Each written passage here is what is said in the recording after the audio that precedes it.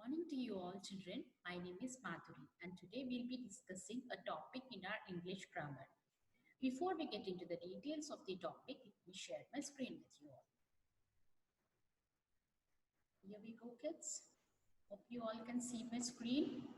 And yes, the topic of our today's discussion is right in front of you all. It is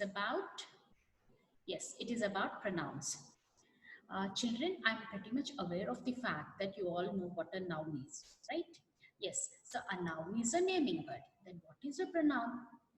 Any word that is used to support a noun or substitute a noun or replace a noun is a pronoun.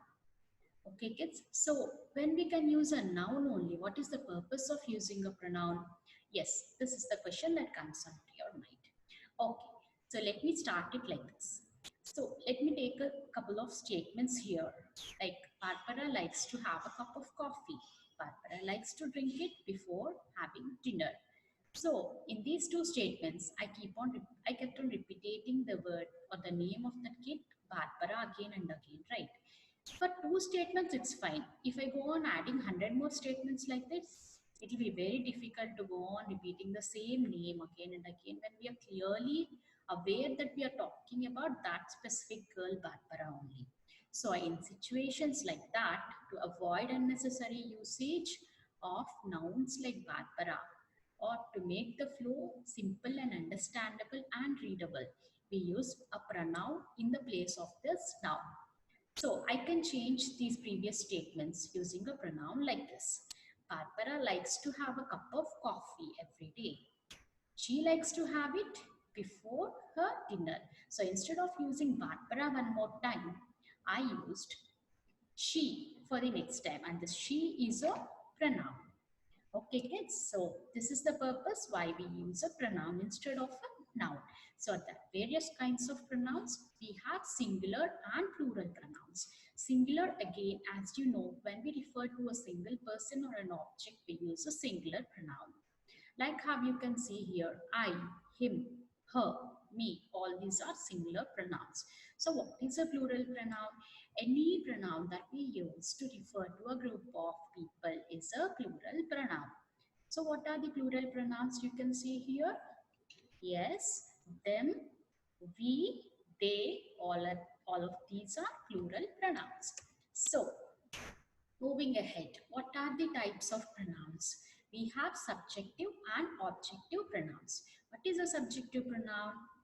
Any pronoun that marks the beginning of a statement is a subjective pronoun. For example, if I say, I am an engineer, that I which begins this sentence is a subjective pronoun. Right kids? Again, this might have internal categories, singular or plural, depending on the context of your usage. Similarly, what is an objective pronoun? Any pronoun that comes after a verb or an action word is an objective pronoun. For example, Nitya is helping her dog. So, helping her. So, this helping is a verb, right? So, the her is a pronoun which comes after the verb is an objective pronoun. So, this is how we generally categorize and identify pronouns and different categories in it. So this is it about pronouns. Kids, hope you understood these things. And moving on to our one more subtopic for the day, that is about punctuations. Punctuations are always the key to make our writings understandable. So we use different punctuations throughout our paragraphs or throughout the text we write to make it more readable and understandable, right? We have many punctuation forms like slashes, braces, full stops, semicolons, exclamations, all these things. But today we'll see what and when a comma is used, a full stop is used, and when do we use capital letters. So as you all know, a comma is only used to separate a part of a statement, or when we are listing a group of objects. To separate each object in the list, we use a comma, right? So comma is a separator punctuation mark. Similarly, when do we use a full stop? When we are ending a sentence. And if the sentence is a question, then obviously we'll use a question mark. So, so the next thing we're going to see in this punctuation is about capital letters, when and where to use it. Kids, this is the little confusing part here.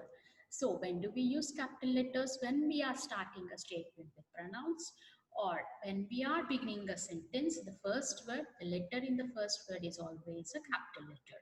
When we are dealing with calendar, be it the months of the year or days of the week, the first letter is always a capital letter. The names of people, things, or places, anything will start with a capital letter.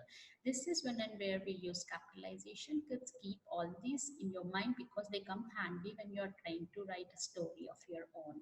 So if you all understood this, check your knowledge here. So the Roy, the first word, it's a person's name. So the R here is a capital letter. And he likes to sing can just be separated by a comma. And then last statement is I like singing too. So this I is a singular pronoun and it can be kept as a capital letter, right, kids? So you can try a few more examples from your daily life as well. We have shared a worksheet with you all. If you guys have understood the topic, you should be pretty comfortable working on this. Please do it and send back to us until we meet in our next session.